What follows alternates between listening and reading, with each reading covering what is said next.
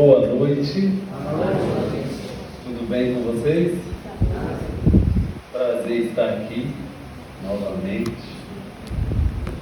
Já estava com saudade. Terça-feira de tratamento físico e espiritual. Espero que todos nós nos preparemos para receber aquilo que nós precisamos hoje, não é? Eu ouvi, depois que eu escolhi esse tema, que no dia 24 do mês passado também foi falado sobre autoconhecimento. Mas nunca é igual, não é? Até a careca não é igual. A nossa irmã na leitura preparatória ali já falou uma frase que nós somos mordomos da nossa vida. E aí? Será que nós temos sido bons mordomos? Está fazendo transmissão? Está gravando? Esse é o melhor ângulo do lado esquerdo. O outro é pior. Autoconhecimento. Que desafio, né, gente? Se autoconhecer.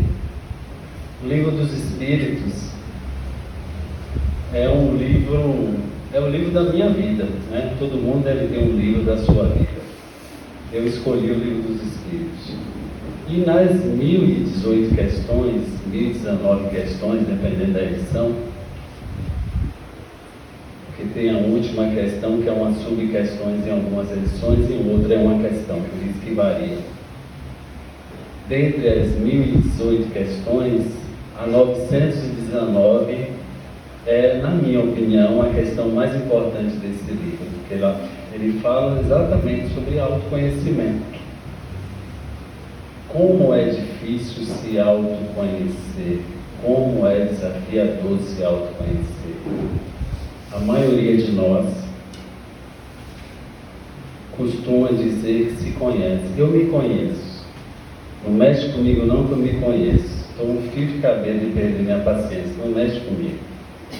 Mas se isso fosse tão verdade quanto nós repetimos, nós resolveríamos a maior parte, se não todos os problemas de nossa vida.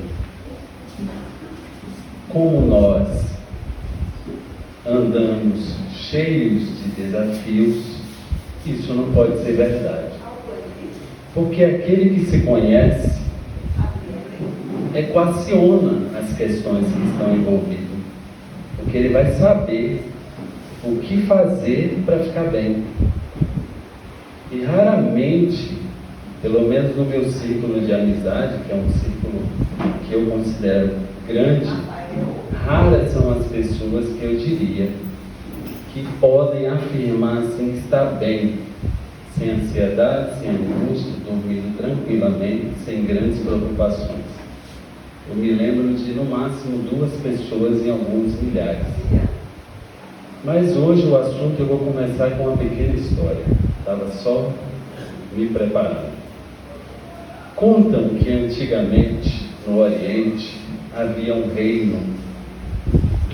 E nesse reino, né, tinha um rei, logicamente, muito sábio, muito justo, muito acolhedor.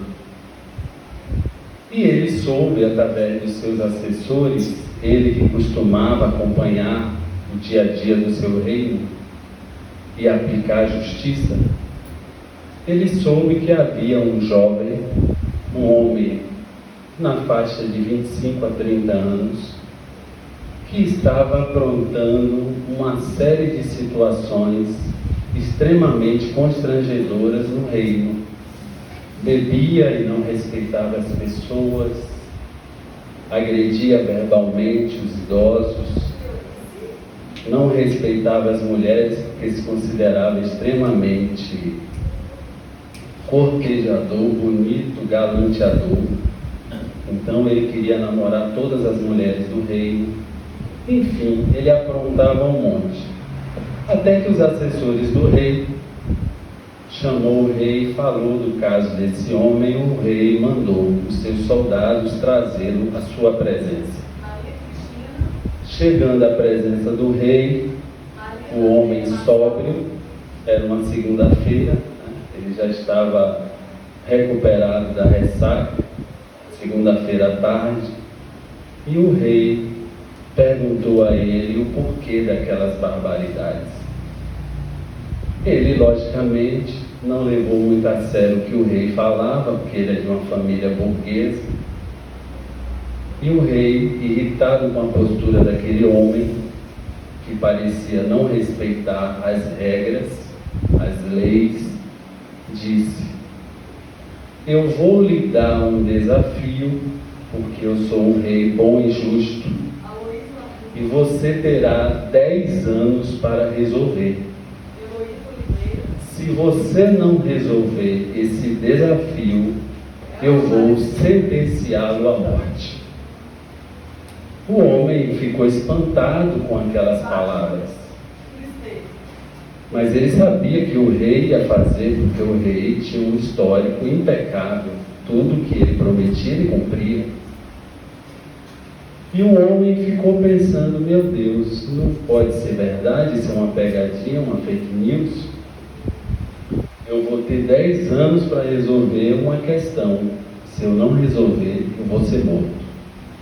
E o rei disse: você sabe que eu tenho uma filha, a princesa, e ela não está falando comigo. Ela está extremamente insatisfeita e eu não consigo descobrir o motivo da insatisfação dela.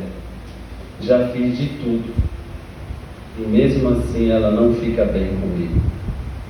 Se você descobrir o que eu preciso fazer para a princesa me perdoar de algo que eu nem sei, eu vou te deixar viver.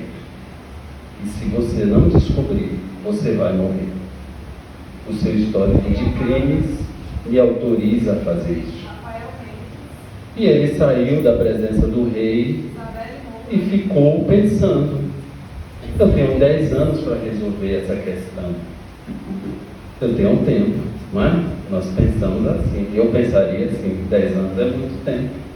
Quando a gente está nessa faixa de idade, 25, 30 anos, 10 anos é muito tempo.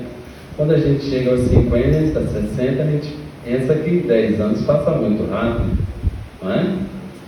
Então, ele nos primeiros meses ficou ali, brincando, perguntando para as pessoas: o que será que a princesa quer? Os anos foram passando e as pessoas sabiam que o rei ia cumprir. E toda vez que falava com ele, perguntava: e aí? Já resolveu ou vai morrer? E o tempo foi passando. O tempo foi passando e ele percebia pelas brincadeiras e cobranças, e de vez em quando ele era chamado no palácio pelos assessores do rei: e aí, você já resolveu? Porque a princesa continua do mesmo jeito e o rei não está muito satisfeito não. Você vai morrer. Passaram-se vários anos e aí chegavam 2, 3 anos para o final do prazo. Ele resolveu levar a sério a questão e perguntar para as pessoas. Foi até sábios, estudiosos, e começaram a entrevistar essas pessoas e perguntar: você tem alguma ideia do que é que a princesa quer? E as pessoas diziam: olha, desde quando eu soube que você recebeu essa sentença, eu venho perguntando, mas eu não. Chegava para os professores, historiadores, e fazia o mesmo questionamento. E todas as respostas não eram convincentes. Até que faltava apenas um ano para acabar o prazo, ele, já não tendo mais ninguém para perguntar no reino que ele lembrava, que ele se relacionava, ele foi ao principal conselheiro do rei e perguntou. Entrou na biblioteca e falou: meu amigo, eu não preciso nem dizer o motivo que eu estou aqui. E o conselheiro do rei, rindo: posso supor. Você sabe que faltam apenas alguns meses para eu morrer ou ser liberto da sentença, E eu ainda não sei a resposta. Algumas pessoas me disseram que se eu desse para a princesa joias, ela ia ficar bem com o rei. Mas não faz sentido, a princesa tem um monte de joias, nas festas ela aparece com colares maravilhosos. Ele, como era um homem machista, preciso advertir, falou: eu vou dar um cartão de crédito sem limites para ela.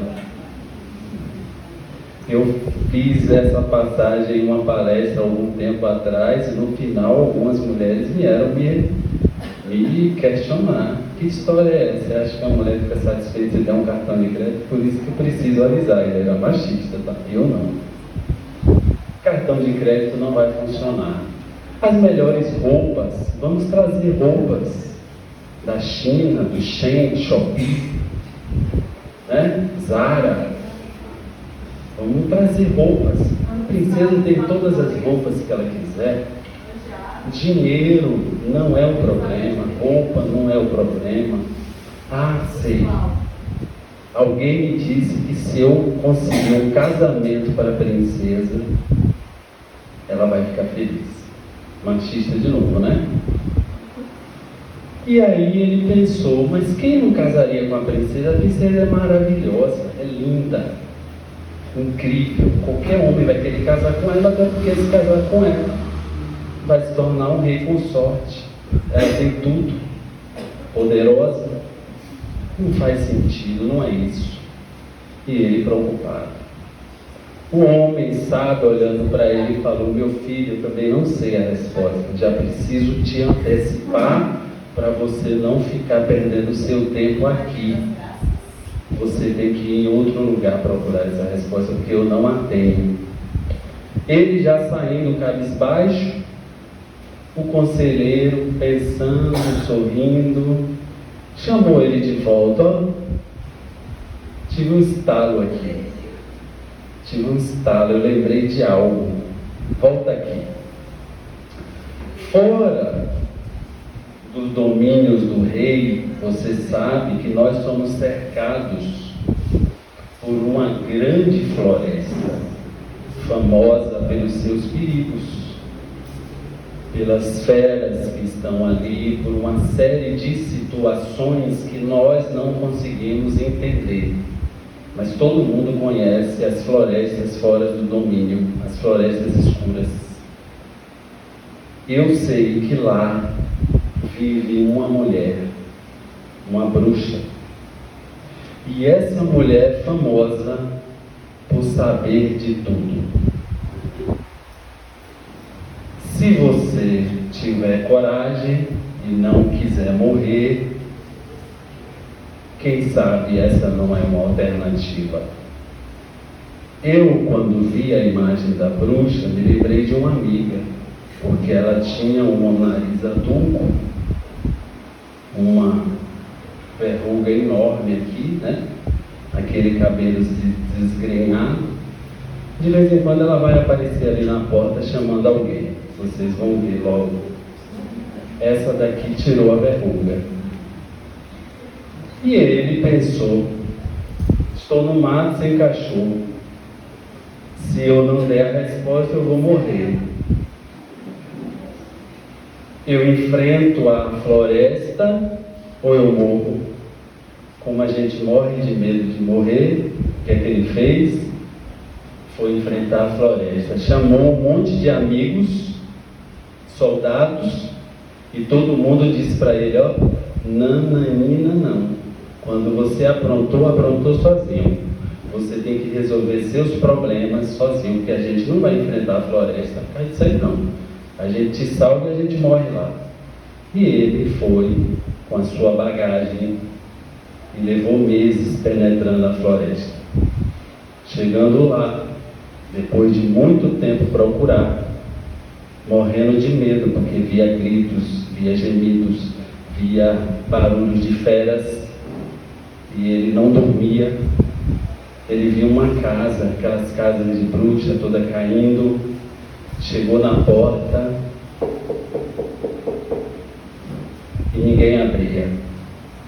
Quando ele olhou para trás, aquela figura com aquela roupa estranha, aquela verruga que parecia uma azeitona, o cabelo todo desgrenhado e 2 dentes aqui, só 2 dentes, bem bruxa mesmo, né, Gisele?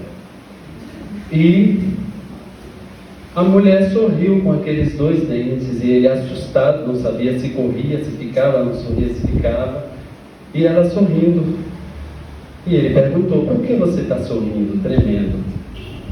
Eu sei o que você quer. Eu sei o que você veio fazer aqui. Você quer a resposta, não é? E ele olhou para ela, sorriu e disse: é isso mesmo. O que é que a princesa quer? Ela disse: é muito fácil se eu te contar. Para você viver, você também terá que me dar algo. E aí ela, olhando para ele, sorrindo, com os 2 dentinhos e a verruga, disse: se você quiser viver, você vai ter que casar comigo. Ai, meu Deus! Meu coração até pulsa com pena dele, imagine. E ele ficou pensando: gente, eu tenho um monte de amigos ali refletindo, casado com um monte de mulheres que parecem bruxas. Olha como ele era machista. As mulheres pegavam no pé deles: eu vou ser apenas mais um, mas é melhor casar com uma bruxa do que ficar morto. É melhor ficar vivo com bruxa do que morto sem bruxa. E ele disse: tá bom. Apertou a mão da bruxa, e ela, olhando para ele, disse: você não vai me enganar. Você sabe disso. Eu sei. Vou casar com você. Casaram numa festa muito bonita, os amigos morrendo de rir deles. E eu soube que na lua de mel, e ela disse: eu só vou te contar depois do casamento. Eu soube que eles vieram aqui para Meaípe, uma pousada aqui em Guarapari, olhar aquela praia ali, né, Enseada Azul. Eles chegaram aqui, ele foi para a varanda da pousada, olhando a Enseada Azul, linda, maravilhosa, a praia mais bonita do Espírito Santo. E ele pensou: meu Deus, como a vida dá voltas. Burguês, bonito, família rica, vivi, namorei um monte de mulheres incríveis no meu reino. Por que eu tinha que abusar da sorte? Olha a minha situação agora, casado com essa bruxa. Quando ele está refletindo, a bruxa bate no ombro dele e fala: amor, eu já arrumei nossa bagagem, eu vou tomar um banho, você vai me querer agora ou mais tarde? E ele, resignado, né, naquele ditado, né, antigo, que as pessoas dizem: já que você vai no inferno, você tem que dançar com o presidente.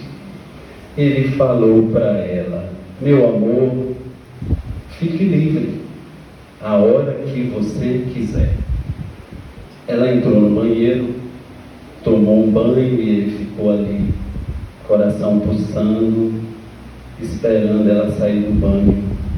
Ele dormiu. Quando ele dormiu, depois de alguns minutos, ele viu uma mão tocar no ombro dele. E ele acordou. Quando ele olha para o lado, ele dá um pulo e vê uma mulher simplesmente incrível de bonita.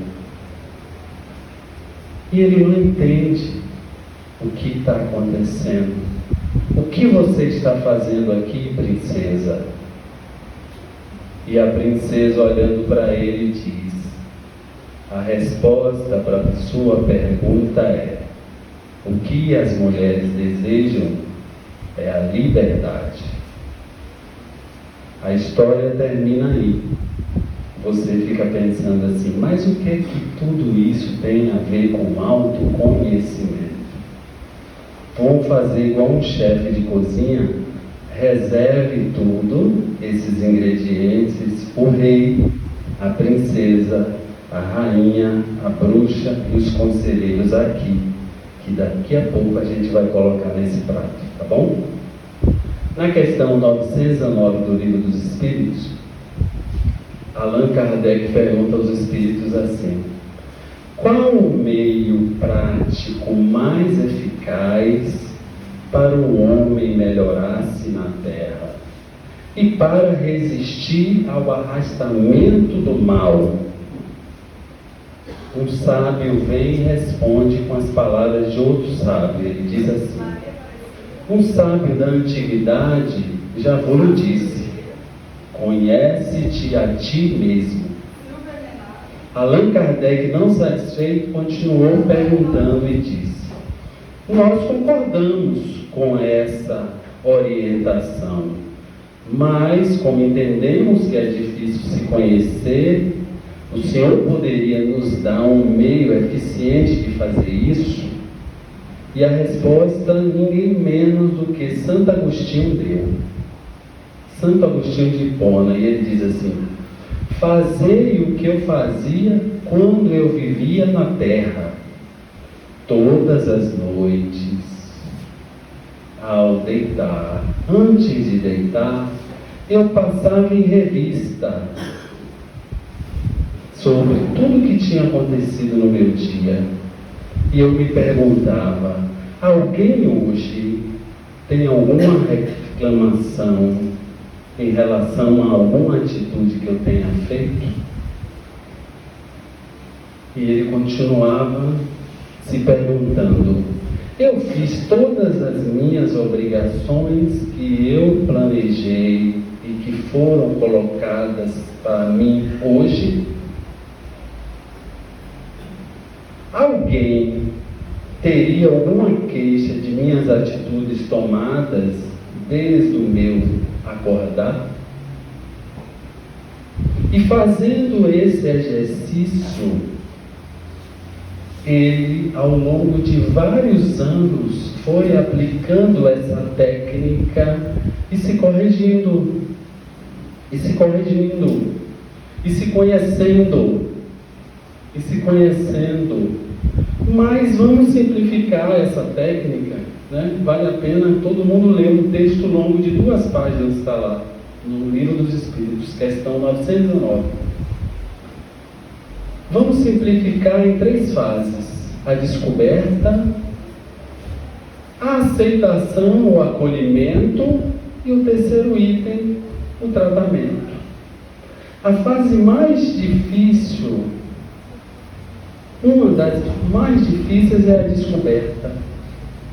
Como é difícil a pessoa descobrir quem ela é.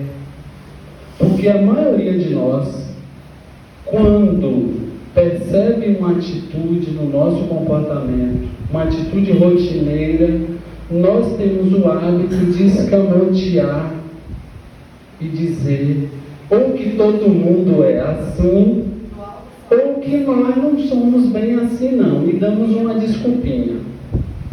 Ilustração: eu tenho uma amiga que ela trabalha no mediúnico de uma casa espírita, e quem trabalha no mediúnico de uma casa espírita passa por muito desafio. E ela me ligou um dia de manhã falando: Flávio, ora por mim. Eu administro um grupo de oração que tem muitas pessoas. E ela me pediu que colocasse o nome dela. Ela, na verdade, me pediu que eu orasse por ela. Ela não pediu para eu colocar o nome no grupo, porque às vezes a pessoa não quer que outras pessoas saibam, como nós temos um grupo muito grande. E ela me pediu que eu orasse. Eu falei: minha irmã, pode ficar tranquila, vou orar, confia que é assim mesmo. Você está passando por uma situação devido ao seu trabalho. Quem se doa à seara de Jesus vai ser sempre martelado, isso é fato. E eu recebi aquela orientação e disse: vou orar. Cheguei para uma segunda amiga minha, né? Muito amiga, mais do que essa, mais tempo de currículo, e falei: olha, me ajude, a minha amiga fulana está precisando de ajuda, você me ajuda a orar por ela? Aí ela: pode ficar tranquilo. Aí eu disse: olha, não comenta sobre isso. Ela chegou. No final do dia, a minha primeira amiga que estava passando a dificuldade me procurou e falou: você comentou com alguém que eu estava passando problema? E foi uma coisa incrível. Menos de 5 minutos de diferença, a minha amiga mandou uma mensagem para mim que eu não entendi. Ela falou assim mesmo: olha, se fulana te perguntar que eu sei alguma coisa, você diz que eu não sei. Aí eu disse: uai. Aí eu incorporo o meu lado baiano e falei assim: oxente, que doideira é essa? Se fulana lhe perguntar se eu sei alguma coisa, você diz que eu não sei. Aí eu não entendi não. Mas aí a minha amiga que estava com problema me perguntou: você falou com alguém que estava com problema? Aí eu encaixei. Eu digo: meu Deus do céu. A minha amiga que eu pedi ajuda para orar, para minha primeira amiga, saiu falando para todo mundo: ó, vamos orar com fulana. Vamos orar com fulana. E aí começou o enredo, porque o fofoqueiro é assim. Eu falo para ela: minha amiga, você é minha best, tá? Mas você gosta de uma fofoca. Ela: não. Eu sou de um serviço de informação. Eu trabalho no Ministério da Comunicação, porque nós temos o hábito de, quando perceber uma dificuldade moral que a gente escamoteia. Aí ela diz: eu trabalho no Ministério da Comunicação de Jesus. E aí, quando ela foi falar para as outras pessoas, para ajudar na oração da minha primeira amiga, como ela não sabia o problema, porque graças a Deus eu não falei, as outras pessoas começaram a conjecturar. Eu sei que na 10ª geração de pessoas que estava sabendo, ela já estava com uma doença terminal, o marido já tinha traído ela, e estava todo mundo me perguntando. E você chega para a pessoa e fala assim: tu gosta de uma fofoquinha, né? Ela diz: não, você é doido. A gente faz isso, gente. Essa primeira etapa do descobrimento é muito difícil de fazer, porque a gente aplica uma outra regra para os outros, mas não quer aplicar para a gente. A pessoa é maledicente, é fofoqueiro, é orgulhoso, é vaidoso, e quando a pessoa, você chega para uma pessoa que é orgulhosa, olha só, e fala mesmo assim: mas tu é orgulhoso, viu? Aí ela fecha a cara. O melindre é filho do orgulho.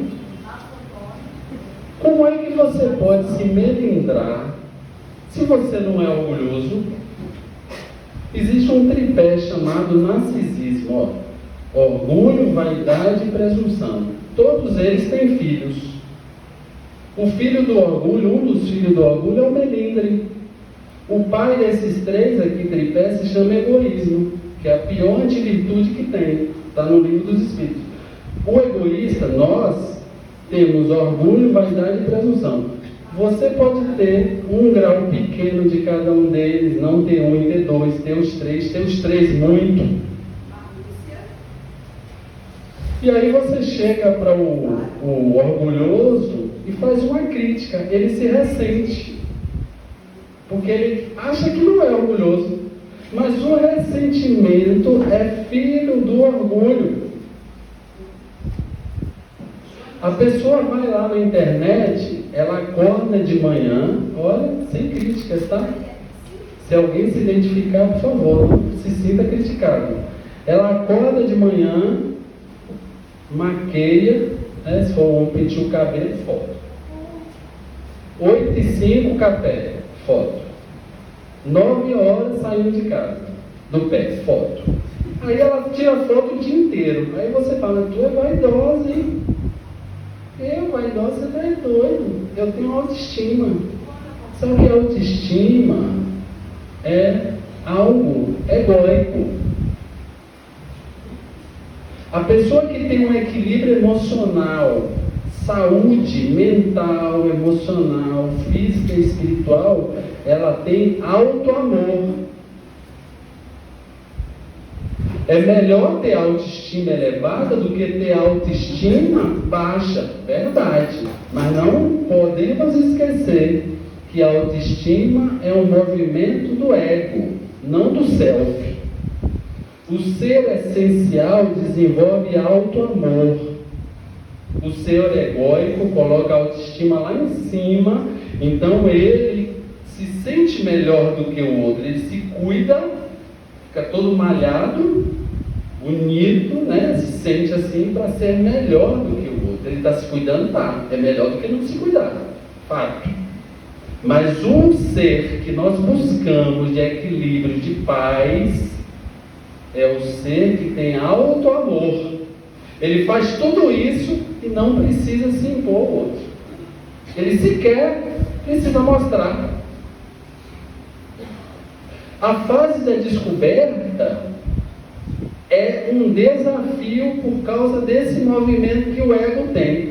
Como o ego, ele quer esconder esses eventos, essas situações, esses comportamentos, ele fica o tempo todo passando pano, escondendo, né? A pessoa é mentirosa, mente e diz assim: eu sou o paladino da verdade, não minto nunca. Como não minto nunca? A pessoa, mesmo que ela não faça grandes mentiras, faz pequenas mentiras. E ela não aceita que mente. Se você chamar ela, quer ser assim, nossa, tu é mentirosa. Aí ela confessa que, além de mentir, é orgulhosa porque se ressente. O ressentimento, o melindre, né? A reatividade, são todos movimentos de quem tem esse problema do tripé: orgulho, vaidade e presunção. E todos nós temos um grau. Quando esse grau é muito alto, é extremamente patológico. Mas aí alguém deveria me perguntar até agora: o que eu ganho fazendo esse trabalho de descobrir, de acolher, de tratar? Ganha tudo, ganha vida. Porque a questão 919 é taxativa. Qual o melhor meio prático da pessoa se melhorar e não cair na tentação do mal? Se autoconhecer. Porque se autoconhecendo, ela vai entender o porquê dela agir de tal forma, da forma com que ela age. Quando você entende por que você age daquela forma, você pensa antes de agir. E o ganho é muito, o ganho é total. O ganho é total, porque você passa a ser uma pessoa que tem equilíbrio emocional. Você não vai ficar reagindo, você vai pensar, e antes do evento acontecer, você vai agir. A pessoa ciumenta. A pessoa está lá, tem lá o problema, tem uma falta de virtude, o equilíbrio, a autoestima dela está no chão, auto-amor também, ela é extremamente ciumenta. Por quê? Ciúme do esposo, da esposa, do pai, da mãe, do filho, porque ela não se sente merecedora de ter alguém que ela acha melhor do que ela. E como ela se abandonou em todos os aspectos da vida, ou em um, ela precisa do outro para se validar. E aí Augusto Cury fala: não há solidão maior do que aquela de quem abandonou a si mesmo. Veja se aquela pessoa que está se cuidando no nível espiritual, no nível emocional, no nível físico, ela tem desequilíbrio com o ciúme. Não tem, porque ela se acha merecedora da outra pessoa. Eu sou incrível, eu sou inteligente, eu sou bonito, bonita, eu sou interessante, tem um monte de gente me olhando, então você tem que me valorizar. Quando eu não entendo, não enxergo que sou o que eu sou, eu me vejo pequeno, então o outro estar comigo é um favor. Então, se descobrir ciumento, você vai no âmago da questão e resolve o problema. E logo após essa fase, né, de descoberta, vem o acolhimento. Por quê? É muito comum a pessoa que faz o trabalho de autoconhecimento, logo após ela se perceber, ela vê que realmente não tem para onde fugir, que ela é mentirosa, que ela é ciumenta, que ela é orgulhosa, vaidosa. É muito comum a pessoa que não usa uma terapêutica acertada, ela entra em estados de deprê. Ah, eu sou ruim mesmo. Nossa, eu sou ruim mesmo, eu sou horrível. Meu Deus, como eu sou orgulhoso. Meu Deus, eu nem merecia estar vivo. Sei como Deus me criou. E fica nesse movimento. Se vitimiza o tempo todo, porque não percebe que precisa se acolher. Por que nós somos mentirosos? Por que nós somos vaidosos, ciumentos, orgulhosos? Uma ilustração que vai nos ajudar. Nossa mente, os aparelhos de celulares, todas as tecnologias que existem, são imitações das coisas que Deus criou. O carro é uma reprodução de um corpo físico. O motor é o coração, tem o combustível, o sangue rodando. O celular, que tem um sistema operacional e vários aplicativos rodando no sistema operacional, é a nossa mente. A nossa mente, que é o espírito, que é o sistema operacional, está cheia de aplicativos instalados. Todo mundo aqui está cheio de aplicativos. Esses aplicativos foram instalados em várias reencarnações. Qual o momento mais comum de se instalar esses aplicativos? Na infância. Muitos aplicativos que nós temos rodando aqui foram nossos pais. Então lá, no aplicativo Ciúme 1.0, está a assinatura, às vezes, de um processo de abuso, de abandono que a criança sofreu. E ela aí está com a autoestima lá embaixo, não tem auto-amor, e ela se sente sempre não merecedora das coisas e das pessoas. E ela se anula. A reatividade, o programa Reatividade, o aplicativo, pode ser a resposta para uma situação de abuso. E aí algumas pessoas têm o aplicativo Vitimização, que depende do perfil psicológico, já outros instala outro programa, que é a agressividade. Antes que alguém me bata, eu bato. No programa Orgulho, o aplicativo Orgulho, por trás dele pode estar exatamente situações em que a criança foi humilhada, foi preterida durante a fase infantil dela, e hoje, para alimentar esse aplicativo, ela precisa se mostrar melhor do que ela acredita que ela é, porque o ego fica combatendo o aplicativo dizendo assim: você é pobre, mas a pessoa acaba o cartão de crédito para ter uma aparência de rica, porque quem faz ela gastar no cartão de crédito é o ego. O ego tentando convencer o aplicativo, porque o aplicativo foi instalado na infância dela e ela sofria abuso na escola.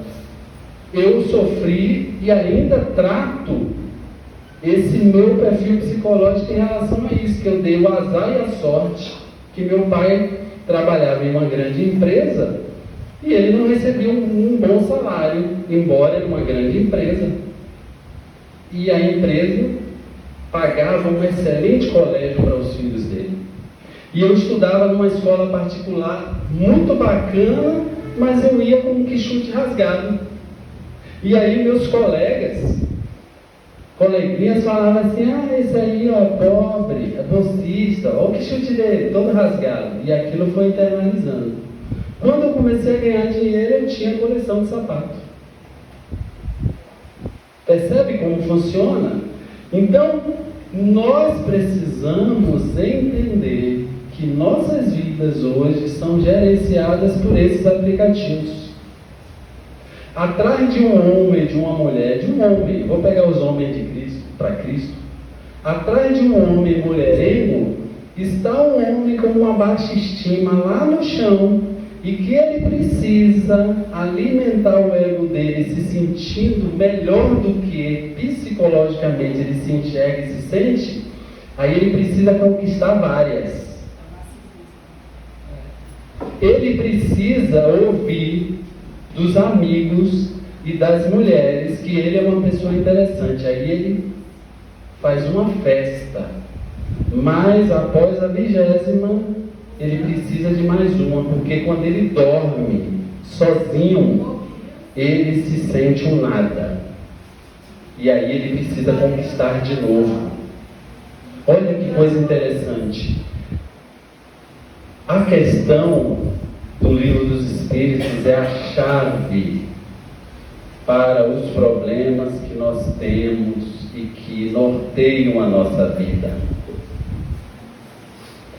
O rei é o corpo.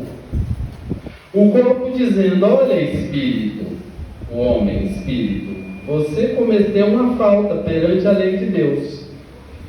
Se você não se reparar, se você não se melhorar, eu vou te fazer doente. E depois de tantos anos eu te mato. A princesa é a consciência. A princesa é a consciência que quando ela está em paz, ela é princesa. Quando ela está doente, ela é bruxa. E não deixa a pessoa dormir. Os conselheiros, as pessoas que o espírito procurava para poder descobrir o que a princesa consciência queria, são os amigos, são os inimigos. Porque o inimigo, alguém que não gosta da gente, nos dá um parâmetro para nós mais verdadeiro do que o amigo. A pessoa está ali com um problema moral.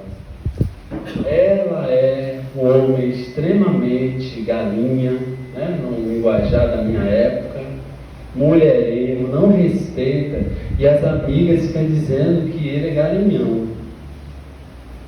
Nossa, você tem uma lábia, hein? Impressionante, você é incrível. O pai também. Meu pai chegava e falava, quando a gente ia numa festinha e tinha umas meninas, gente adolescente, ele usava um termo na época, nada contra, era da época dele, ele aprendeu assim.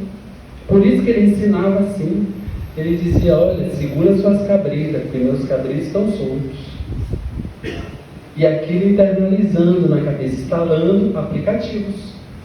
Então nós temos a chave para entender que todos esses aplicativos que nos causam dores, traumas e que faz com que a gente tenha relacionamentos tão conturbados, eles estão aqui dentro. Foram instalados em uma época por várias pessoas e por nós mesmos.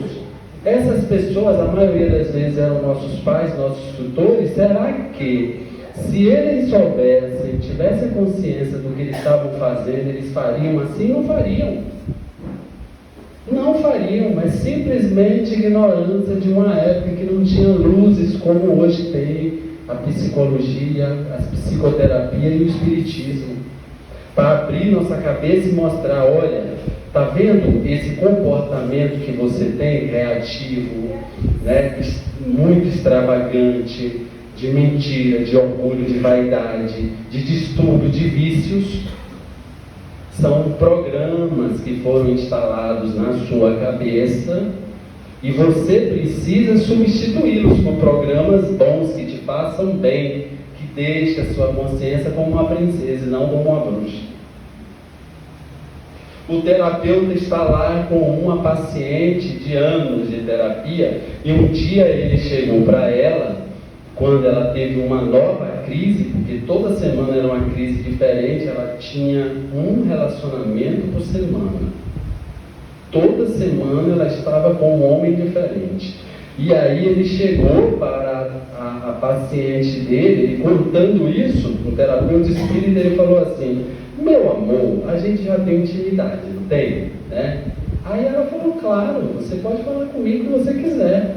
Por que você não aceita que você é uma piriguete? Ele usou um outro termo, mas é muito pesado para falar aqui.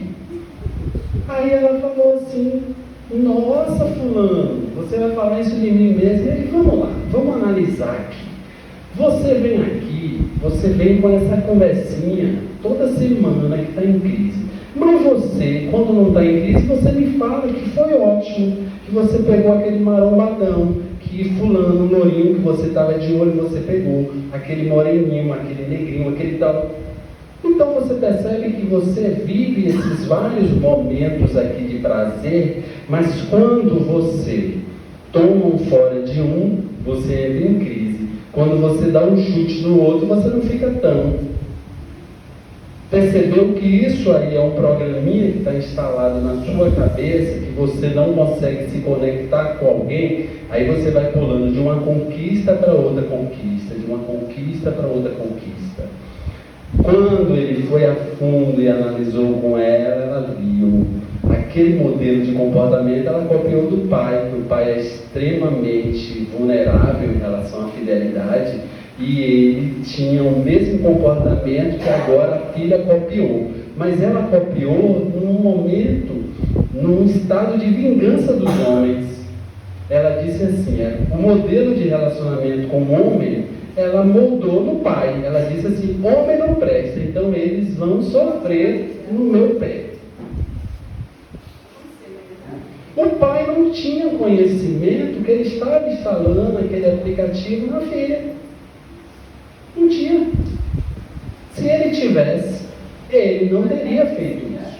Mas com a luz das terapias, com a luz de uma doutrina como o Espiritismo, cabe a gente agora ficar procurando culpados. Ah, meu Deus do céu, quem instalou esses aplicativos? Alguém vai sair daqui, chegar em casa e perguntar: meu Deus, esses aplicativos estão rodando aqui, agora eu entendo porque eu sou tão orgulhoso, porque eu sou tão vaidoso, porque eu sou tão surtado, porque eu sou tão reativo, porque eu sou tão ciumento. Eu quero saber quem instalou essas coisas na minha cabeça. Não vai adiantar nada. Não importa. Quem instalou não sabia o que estava fazendo. O que a gente tem que fazer é o quê? Descobrir, acolher, né? Que é se aceitar, porque no final desse processo, desse terapeuta com essa mulher, ela pegava e afirmava, ela dizia assim mesmo: eu sou piriguete mesmo. Vou falar baixo, que se o Geraldo ouviu falando piriguete na palestra, ele vem ali doido. Ai, meu Deus. Agora eu até me esqueci. Percebe? Ela se assumiu, porque dentro da mente dela esse nome simbolizava o comportamento que ela tinha. E a partir do acolhimento que ela teve, sem se julgar, sem se depredar, se abraçando como a filha de um pai que não entendia o que era fidelidade, ela fez a terapia e depois de alguns anos se curou. E aí ela começou a olhar para a figura masculina como alguém que não era o pai dela. Pronto, não é mais meu pai, é outra pessoa com outros valores. E aí eu preciso ter uma nova relação. A pessoa que mente muito é uma pessoa que não consegue se encarar. Ela não consegue se entender com a realidade dela. Ela precisa criar uma realidade alternativa por falta de aceitação da própria realidade. Percebe que a terapêutica é simples. O desafio é: cabe a cada um sair do conforto do seu reino, porque os programinhas estão instalados e eles estabeleceram uma certa zona de segurança. Está todo mundo dentro do seu reino, ó, no reino fechadinho. Agora, enquanto não ir para a floresta, enquanto não ir enfrentar as bruxas, os bruxos, as feras que estão nessa zona escura de dentro de nós mesmos, nós não teremos a consciência igual uma princesa. Podem ter certeza que o nosso estado de inquietação, de angústia, de medo, de frustração, de vícios que a gente não consegue vencer, que a gente luta e se pergunta, meu Deus, eu oro tanto e não consigo largar, não consigo melhorar, não consigo vencer. A resposta está dentro da floresta negra. A resposta está no encontro com a bruxa encarar, como a nossa irmã encarou, como qualquer um que fizer terapia voltada a esse objetivo vai se descobrir, vai se acolher e vai se curar. Não tem para onde correr. E eu digo que todos nós, sem exceção, as pessoas costumam me perguntar ao longo de anos de atendimento fraterno, e quando a gente faz palestra, é curioso. Eu não quero inibir ninguém hoje, tá? Mas eu vou contar uma coisa, eu não quero inibir vocês. Fiquem à vontade para falar comigo. Mas é muito comum eu fazer palestra e a pessoa... Hoje eu não contei nenhum evento mediúnico. Quando eu conto um evento mediúnico, as pessoas vêm e me perguntam, você viu alguma coisa comigo? Você sabe quem é meu mentor?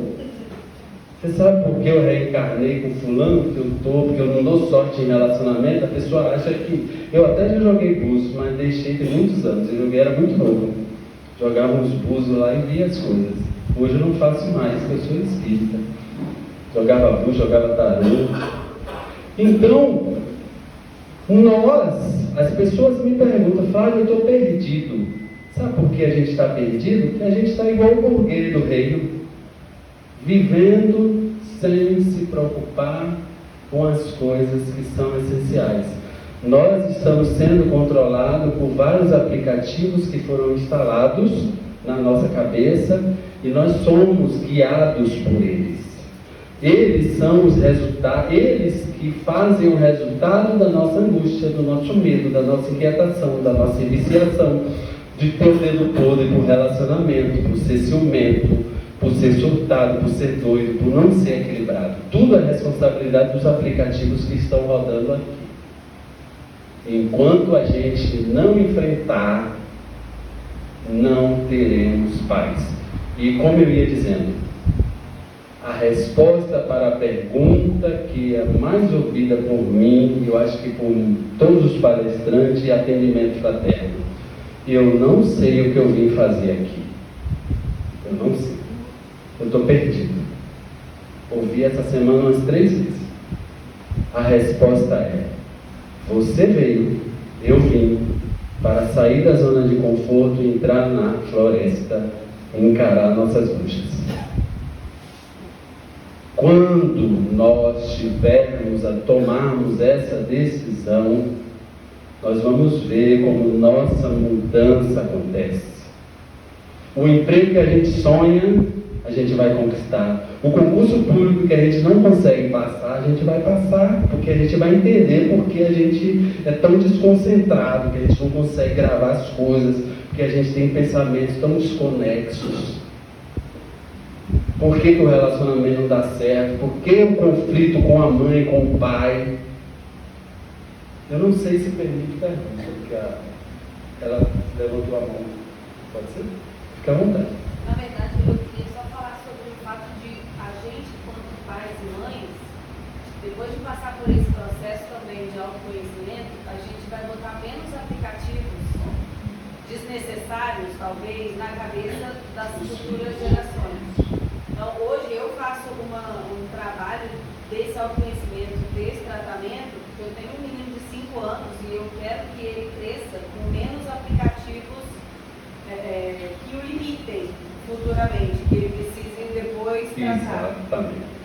O que não significa que eu não vá fazer, né? Porque a gente querendo acertar mesmo assim. Mas é importante, pensando no futuro, a gente fazer essa ressignificação com a gente para os próximos usufruírem. Não repetir o padrão que nós recebemos, porque todo mundo precisa de programa, mas vamos instalar programa equilíbrio, programa empatia, programa caridade, programa abraço. Meu filho era travadão para abraçar, e eu falava com ele o tempo todo. Minha filha, ela chega aqui e pula em mim. Meu filho ficava ali na porta. Eu falei, meu filho, abraça, abraçar é bom. Ele tem 13 anos. Hoje ele vem e abraça todo mundo. Muito dificilmente ele não gosta muito da pessoa e abraça. Então, nós todos precisamos de programas, mas vamos buscar os programas bons, os programas que vão nos fazer ter equilíbrio e olhar e ver um príncipe e uma princesa, não ter que ficar lutando contra bruxas. Finalizo com um poema breve de Juan Jiménez. Não corras, não tenhas pressa, aonde tens que ir é só a ti. Boa noite.